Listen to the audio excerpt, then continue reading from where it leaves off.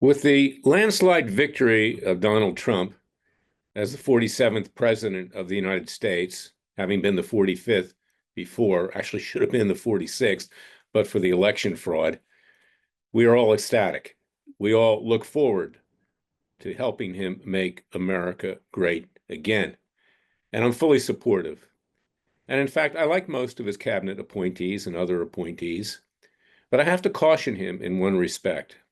I think Pete Hegseth of Fox News is good. I think others that he's taken from there are good, but don't rely heavily on Fox News because you see them on TV for any future appointments. You might remember at the beginning of the Trump administration in 2016, he actually, when he came under attack legally, found lawyers on Fox News. This was his criteria on how to choose them. I hope he's learned wisely going forward that because you see someone on TV doesn't mean that they're the best choice. So I just want to say that up front. But what would be a good choice? And I do this in a self-serving way, but I honestly believe it to be true. I have fought in the legal trenches now for many, many years. I founded Judicial Watch in 1994 when I saw how judges were no longer representing the interests of the people before them, but their own interests.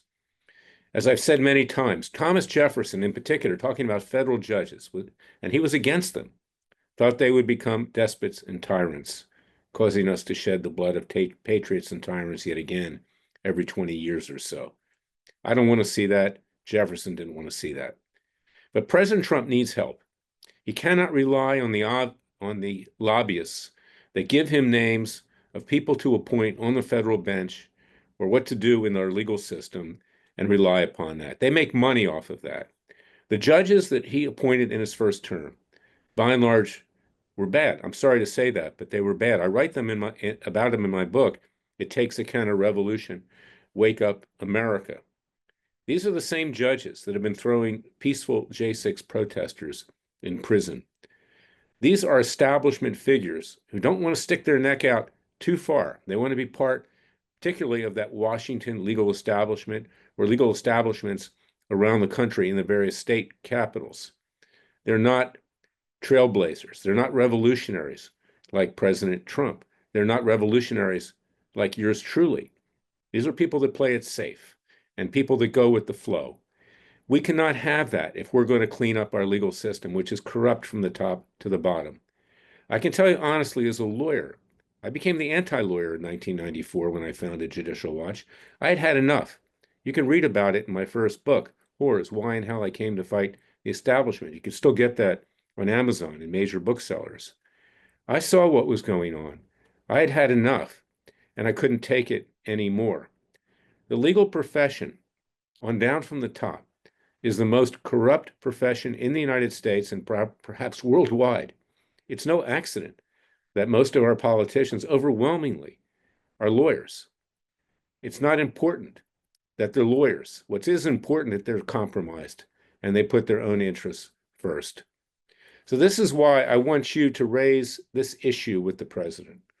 Larry Klayman should be appointed, just like Elon Musk and Vivek Ramaswamy was appointed to clean up the government in terms of efficiency. I should be appointed outside of government. Ramaswamy and Musk are not going to be government officials, but appointed outside of government to work with the president to reform our legal system, to get better judges, a better method for selecting them, to clean up the corruption, to start having them impeached and thrown out. We've only impeached 8 judges in 250 some years. It's about one every judge every 33 years or so. Obviously, that was not something that really addressed the corruption on the federal bench. You're telling me that federal judges don't take bribes? You're telling me that they're different than the rest of society and are totally honest, and only 8 of them, and most of them were impeached for drunkenness or not showing up on time? This is a real problem, and I've been fighting it my entire life. And there are other things in the legal profession that need to be cleaned up. So I hope that you will contact President Trump any which way you can, letters, emails, whatever, Truth Social, and recommend me because I'm the only one that has the guts to do it. Nobody else has the guts to do it. Every other lawyer in this country covers their own, excuse the French, ass, basically speaking. It's time to rise up. It's time to clean it up. And President Trump should know because this legal system was used against him, and he's still not out of the woods.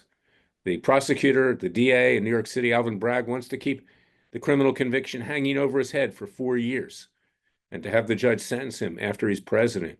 The cases down in Georgia, in Arizona, and elsewhere, state cases where President Trump can't pardon himself, are still going on. He, more than anyone else, knows just how corrupt the legal system is. So to go to lobbyists to get the job done is not the way to do it. And when I talk about appointments, today he appoints Matt Whitaker, who you've seen on Fox News, another one, to be ambassador to the UN. This was not one of his better picks, but watching Matt Whitaker over the years, he would never stick his neck out very far in making commentary. He wanted to be part of that Washington, D.C. establishment. He would only go so far. We don't need people like that. We need people that will risk all, like our founding fathers risked all, like Patrick Henry when he said, "Give me liberty or give me death." We need to do this not just for ourselves and our loved ones, but also our kids and grandchildren who are our loved ones. Because this country, regardless of the fact that President Trump has won, you now see that the left is mobilizing. Mayors, governors are saying, we're not going to let President Trump govern. We're going to continue to try to destroy him. Today, the entire city of Los Angeles was designated a sanctuary city where federal officials trying to remove illegal aliens cannot operate effectively. Same thing in Chicago with that mayor up there with the pointed head. God knows what caused the point. But the fact is, they're all over now. They're regrouping like cockroaches, ready to attack. They will attack not just in terms of their legislation, not just in terms of their so-called government actions, but you're going to see the left in the streets shortly, burning, maiming, harming, killing. They know no bounds. This is a fight. We are in a war. Make no mistake about it. And you need a Larry Klayman to take it on because I will do it, and I'm not afraid. And you cannot be afraid. Go to freedomwatchusa.org. Contribute to our cause with tax-deductible contributions. We are your real Justice Department, not the despicable Gestapo of Biden and Harris. Or for that matter, go back to the Trump administration after 2016, Jeff Sessions and Bill Barr. They did nothing. They stabbed the president in the back. We need people like me that are willing to risk all for this country. So I'll say it, even if it's self-serving.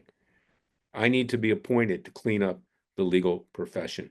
It is a corrupt cesspool and must be cleaned up now. Thank you for listening to me. Remember, the Father and Son will only help us if we help ourselves.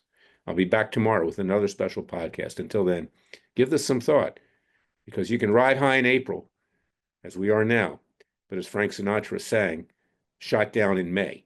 If we don't support this president, if we don't take strong action, if we don't peacefully and legally eradicate the left now, all will be lost. I'll be back tomorrow. Thank you for listening to me.